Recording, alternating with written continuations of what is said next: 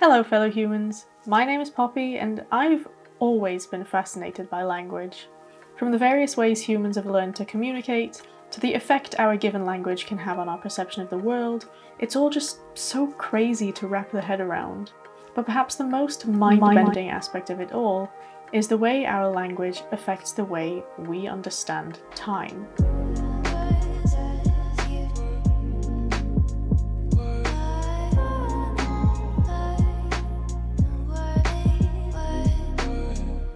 If you're watching this video, chances are you speak at least a little bit of English. Well, in English we have a few core principles when it comes to time.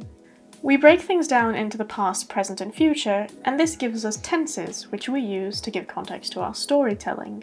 For example, I ate pasta, I am eating pasta, and I will eat pasta.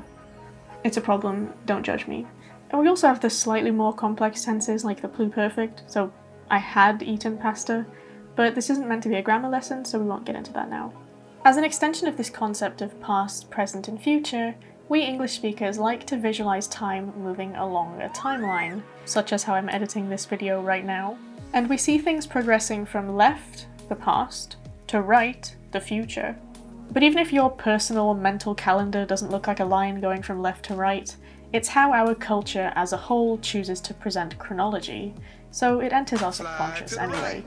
And this is where it starts to get a little spicy. In a study where Chinese-English bilinguals were asked to arrange pictures of one American and one Chinese actor at various stages of life, photos of the American actor were arranged horizontally, looking young on the left and old to the right, yet the very same bilingual speakers arranged photos of the Chinese actor vertically, looking young at the top and old at the bottom. In other words, the subjects matched their portrayal of time passing to the origins of the individuals in the photos, making the relationship between cultural and temporal factors very apparent. So while most European languages follow the same structure and conceptualize time moving horizontally, the axis in Mandarin Chinese is vertical, up being in the past and down being in the future. But of course to speakers of Mandarin this would come as no surprise. I mean, if you were to translate the phrase next week literally from this language, it would sound more like down week. And similarly, as the study suggested as well, the act of getting older is actually described as going down. So we have the X and the Y axes, but what if I told you there were some languages that use the Z as well? The Swedish word for future, framtid, literally translates to front time, which, when you think about it, still matches our very European framework of moving forwards in time. Conversely, in Aymara, a language spoken by around 3 million people in the Andes, the word for future, tsipuru, means behind time.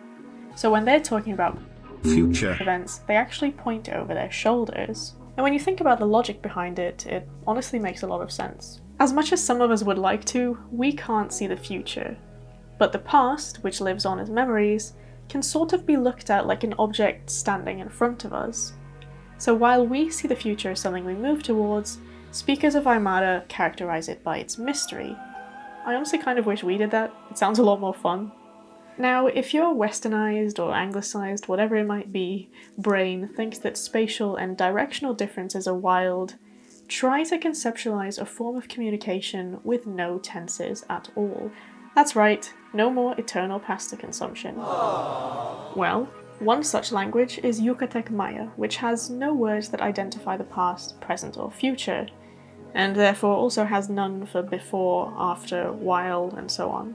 Instead, speakers convey a sense of time through context, aspect, and modal distinctions that give information about events. So as opposed to describing when things happened, they discuss the how, that's what aspect means, and thus give a general sense of temporal dimension while focusing on the story itself. I personally like to see it as a more human language, devoid of the constraints and pressures of pinpointing specific moments in time. But oh, we can still take it one step further. I'm not done yet. Because in the heart of the Amazonian region, you can find the relatively isolated Amandawa tribe. Not only do they not have the grammatical structure of tenses, I mean that's rookie stuff, they also lack a word or even concept relating to the Western idea of time. This doesn't mean they can't recognize events happening through time though, they just don't see it as an entity or force worth naming.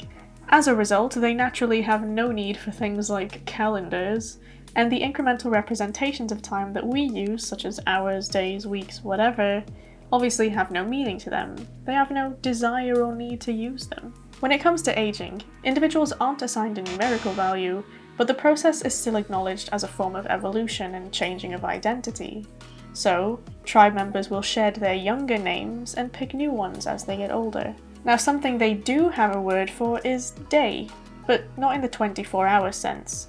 This word actually refers to daylight hours and also means sunlight. And where we would break down our days into hours, different parts of the Amandawa day are divided according to the tasks at hand.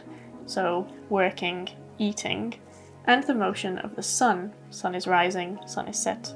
And I mean, I get it. Considering their proximity to the equator and thus lack of distinct seasons, the sun is a reliable enough indicator of where you stand in a given day. Whereas over here in the UK, for example, 6 PM in the summer looks very different to 6 PM in the winter, so we need to define specific hours, whereas they don't.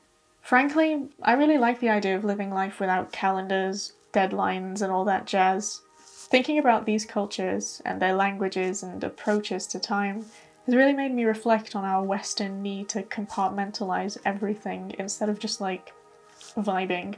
It'd probably, sadly, be a bit radical of me to reject the concept of time entirely where I live. I mean, I have a job I need to go to, I can't just ignore when I need to be there. But I'll definitely be reflecting on our obsession with it a bit more. Maybe I'll even start seeing the future as something creeping up behind me. No, that's a little too spooky actually. Nevertheless, I hope you will also reflect on what we've learned here today. And if you haven't learned anything new, well, thank you for sticking around, I guess. As always, please drop me a little likey boy if you enjoyed this thing, and please feel free to comment your thoughts if you have any. And if you haven't yet, definitely subscribe to my channel because it will help me make more stuff like this. Thanks so much for watching, have a lovely day, and goodbye. Oh wow, look at that. Look at that video. You want to click it? You should probably click it. What about this one? What's going on over here? Yeah.